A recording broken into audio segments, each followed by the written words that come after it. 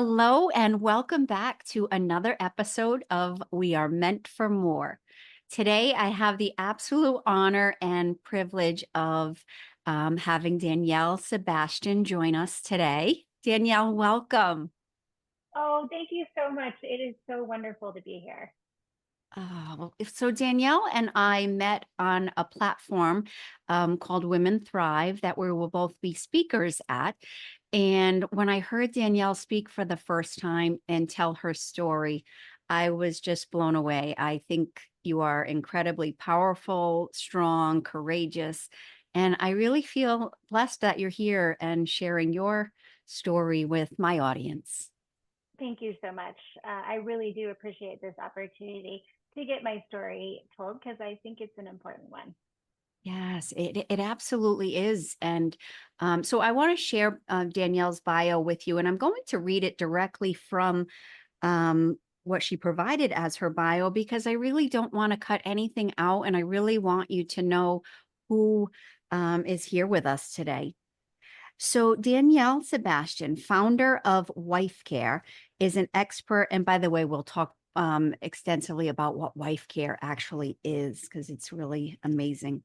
Founder of WifeCARE is an expert on identifying and overcoming trauma in relationships. As the best-selling author of Resilient Wives, a guide for wives supporting their husband through childhood trauma recovery, Danielle shares her inspiring story of resilience and hope, detailing her journey as a wife navigating the complex challenges of being the partner of a childhood trauma survivor. It's really powerful. So, with 8 years of strain on your own marriage and extensive research and development in trauma, relationships, and self care, Danielle has developed her signature care framework, which we will also discuss at length. And now you are happily married for 14 years and a mother of two, dedicating your life to helping partners reconnect and heal together. I mean, really, that is just amazing. And it's not something you hear about often. I think it's probably so goes unspoken. Yes, there is a startling lack of information, resources, and support for spouses who are supporting someone through trauma recovery. Yes. Well, then I'll start with what is wife care? Tell us about that and what you do. Yes. So essentially, the Wife Care, my program is based on wives who are really struggling with navigating a relationship with someone with childhood trauma. And my story started as my bio described about 9 years ago. And I was in the midst of this struggling marriage. You know, I married my dream guy in on a beach in Kauai, and we were so looking forward to the future. I had a stepdaughter that was newly brought into the family, and we had decided that we wanted to bring a child in of our own into the family. And it wasn't long after my son was born that I started noticing a lot of behaviors that I couldn't put my finger on what was going on. There Mhm. was a lot of conflict, a lot of withdrawal, some lashing out for things that shouldn't have been that big of a deal. And Mhm. finally, it was just got to the point where it was like we were strangers living in the same house, just enemies.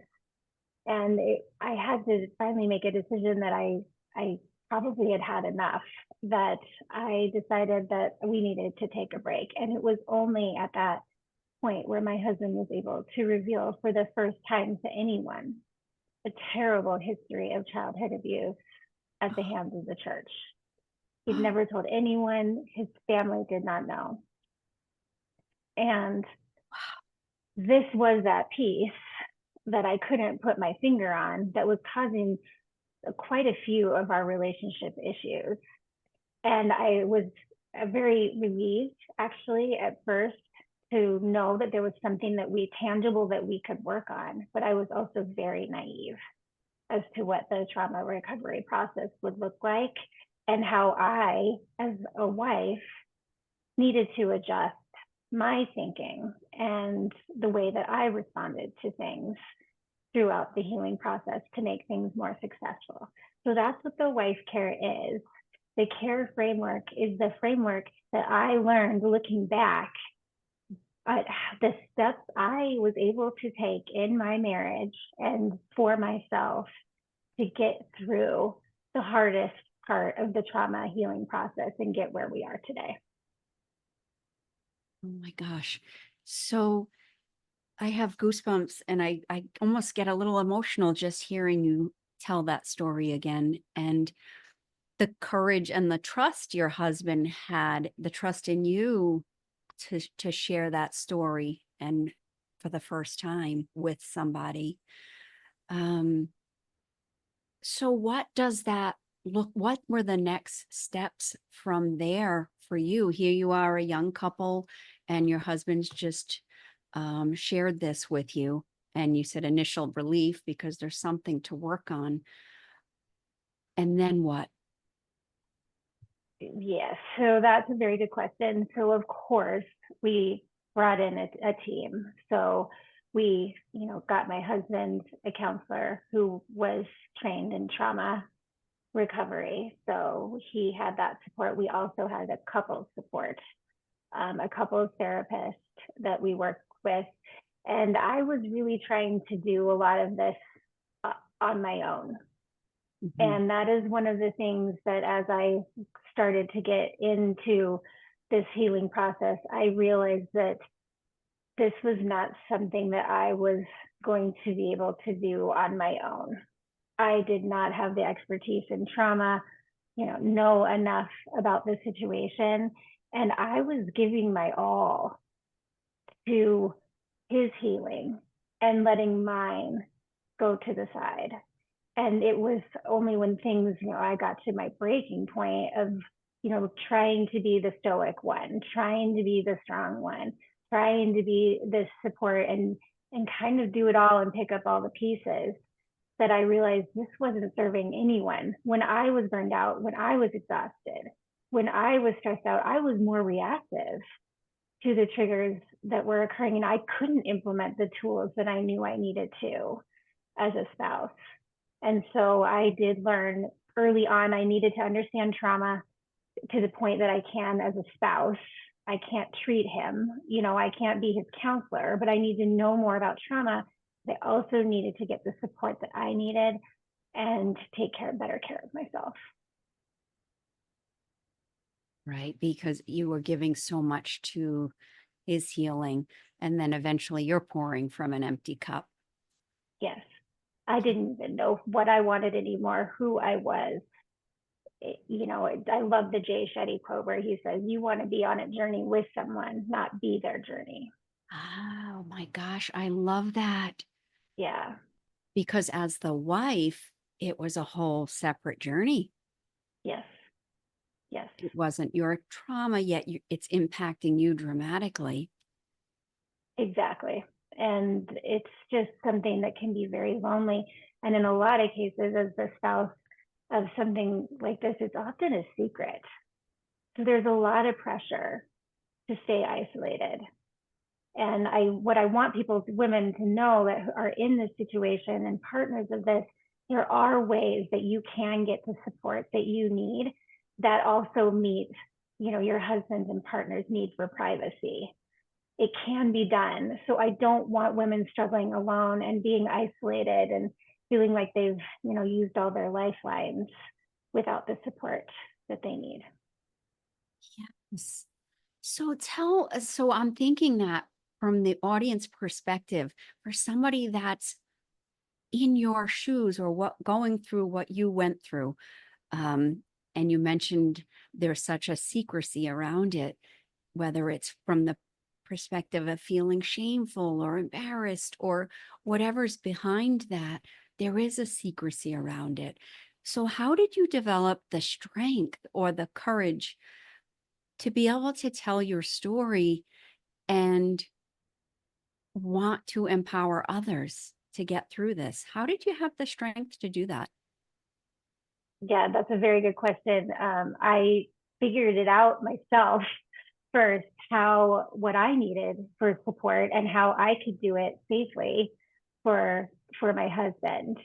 And then once we were able to get to that point, then I just had this epiphany one day that because I couldn't find what I needed, maybe we were, and our story was what other people needed in order to be able to get through it. And I remember one day, my husband had done so much work healing and had gotten to such a good place. And knew in our relationship that we made it, that we were going to make it through anything, and we were happy. And I remember just saying, honey, I was thinking the other day that I might want to write my story of supporting you and all the things that we've learned along the way. And of course, that took a little bit of processing for my Hmm. husband to be like, oh yeah, I would love that. But he also was really interested if this could help one person or one couple with our story, that it would be worth it. Oh my gosh, that's amazing. So it reminds me, so part of my story of loss leading to me going down a dark road and now coming forward and wanting to share my story, I struggle with that a little bit. Um, Having others involved, I don't want to share other people's story when I'm sharing my own. So that's amazing that you were able to work through the piece of his story as well.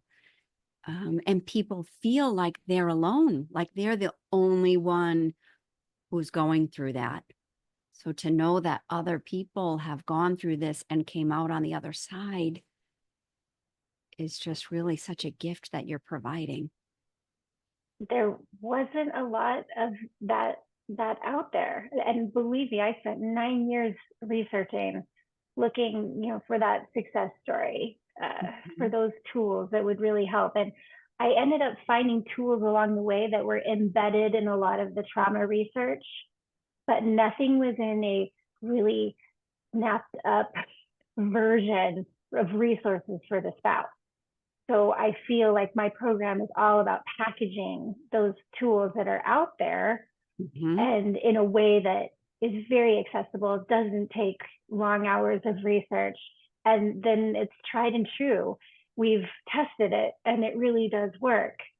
So that is what I get so excited about, being able to provide.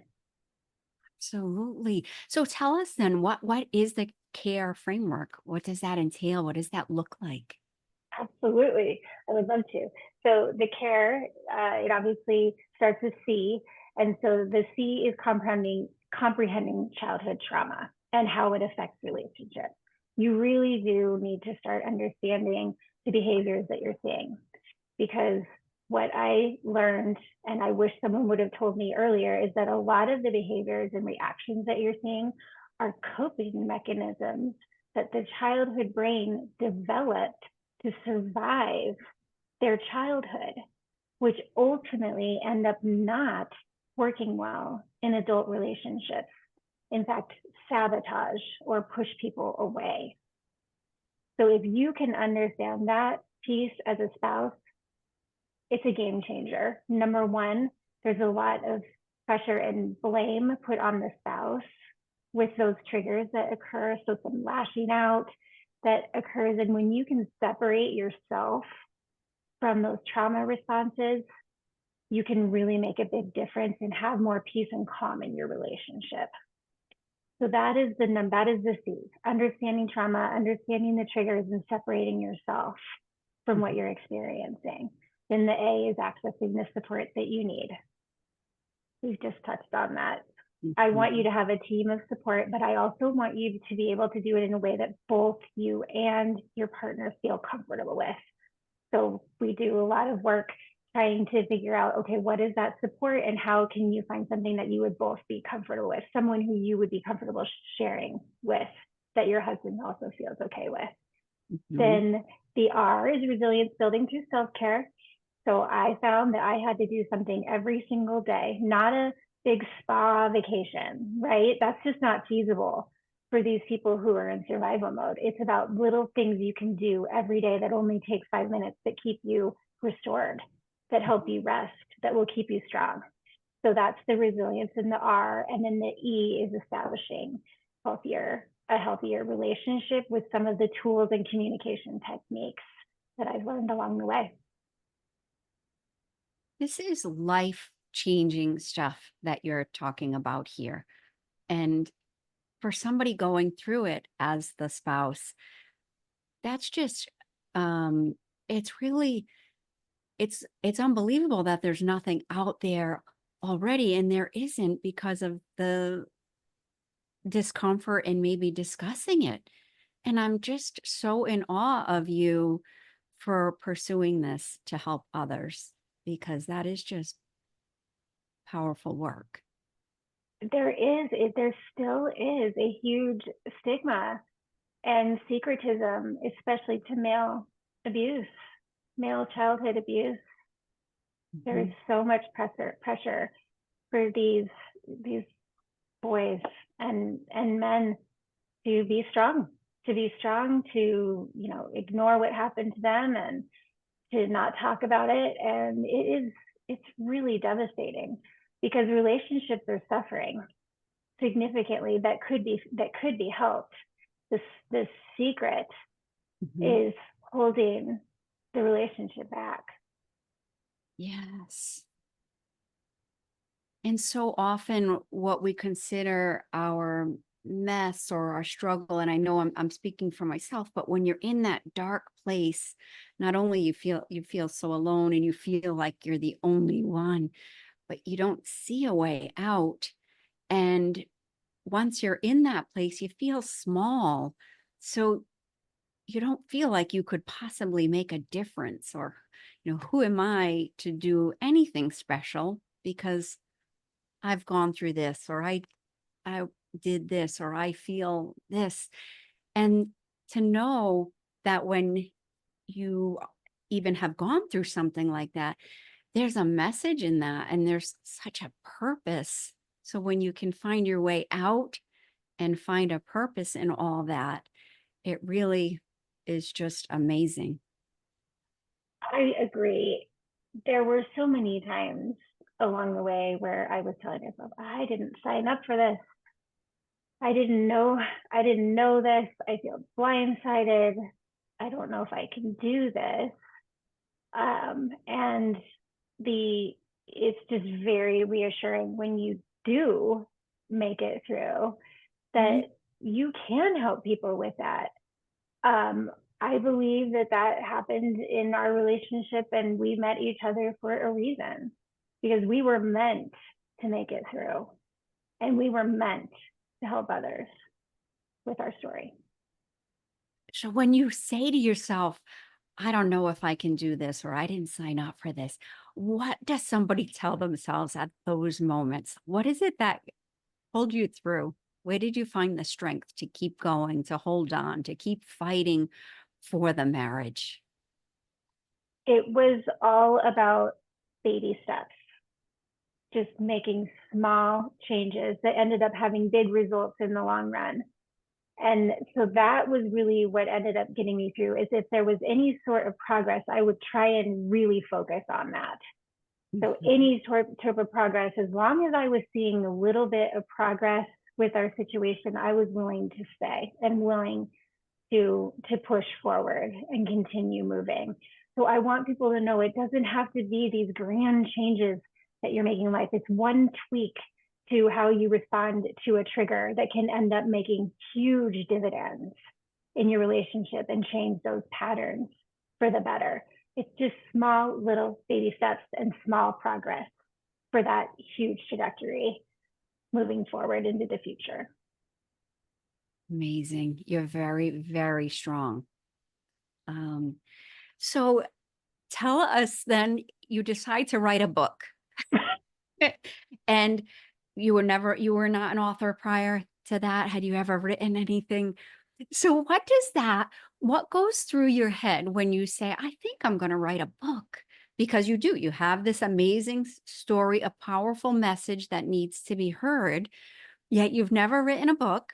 So do you get those little voices inside that are telling you, I can't write a book? Or what goes through your head when you decide to take on that task? Because that's really impressive. And I would imagine people may, dabble with that in their minds. Hey, I have a story. I'd like to write a book.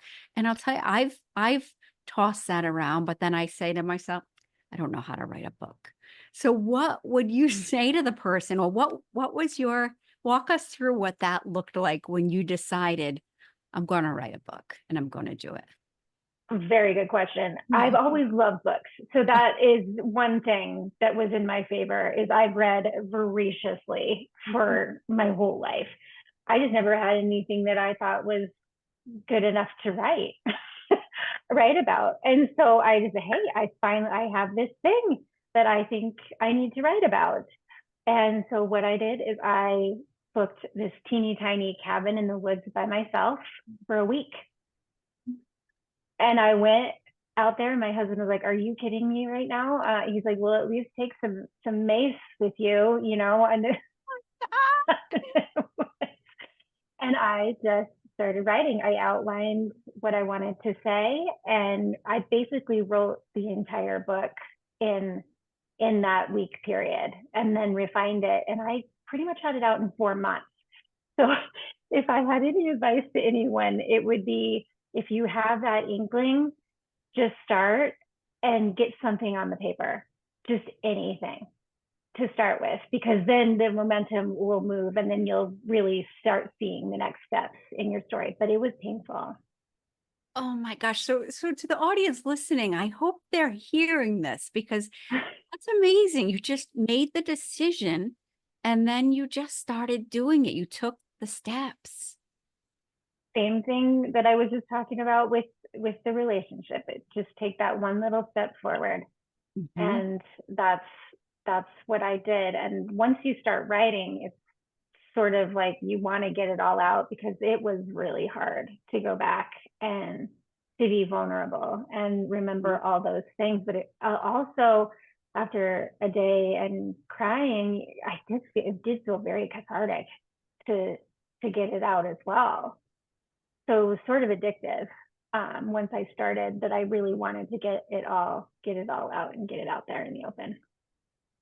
Yeah, you read my mind. Actually, I was going to ask if it was a Mm-hmm. healing process to put it down on paper. And I didn't process a lot of the pain. I already referred to how there was this need, at least in my case, to be the stoic one, to be the strong one, to not be vulnerable. I had a lot of friends afterwards who read the book that were like, we had no idea that this was going on. And I don't take that as a compliment. If there's something that I could tell other women in the same story, don't let that be you. They wanted to be there for me. Mhm. And don't let it be, you writing a book or telling them 5 years later. They want to be there for you. So that is what I did learn, is that it was all bundled up and buttoned down tight. And it also needed to come out. My suffering and pain and all of the loss that occurred in that time, it felt really good to acknowledge it and have it come out. Oh my gosh. I'm so happy that you did that for yourself, for the readers. Tell us about the name of the book and where people could find it. Yes, Resilient Wives. Very apt, I think. A Okay, good. Resilient Wives, a guide for wives supporting their husbands through childhood trauma recovery, and it's right on Amazon. So if you put my name, Danielle Sebastian, sometimes is easier, then you will see my book come out, and it's available right there. Beautiful. Oh my gosh. Thank you so much. Is there anything we're not covering that you would like the audience to hear for somebody that may be in your shoes or going through this right now? I think I'd like to give a message to all those people out there who may be keeping a deep, dark secret that they are scared uh, to reveal. And that would be that your partner and your spouse, that they can handle the truth. That deep, dark secret, even though there's so much shame and worry about that coming out, is really holding you back from being able to get the connection that you deserve, that you need to be happy. And so just know that, your partner is ready and willing and able to handle that truth with you and support you through it. You probably went through something where you felt very alone and that you felt like you had to do it yourself, but you don't. You don't have to do it alone. Thank you so much for sharing that. I am going to have all your contact information in the show notes, along with you providing, is it a PDF that about how a traumatic past may be impacting your relationship? Is that a Yes, yes. So this is all on my website, DanielleSebastian.com. But for those of you who are wanting to know more of those signs that I missed, frankly, that a lot of people in my husband's case missed along the way, that could indicate that a traumatic past could be contributing to some of your relationship and intimacy issues, I highly recommend you grab this PDF. This is the signs, and what you can do about it if you're recognizing some of these signs in your partner, and then share it. If you know somebody who might be in a similar situation as I was, I would love for you to share that resource with them so that they don't have to do it alone. Absolutely. Thank you so much, Danielle. Thank you very much for being here. Thank you for sharing your message, and thank you for the amazing work that you provide. Thank you again for giving me a platform to share my story and hopefully help others. Thank you. Oh, you're welcome. It was an honor to have you here. And thank you to everybody joining us today for another episode of We Are Meant for More.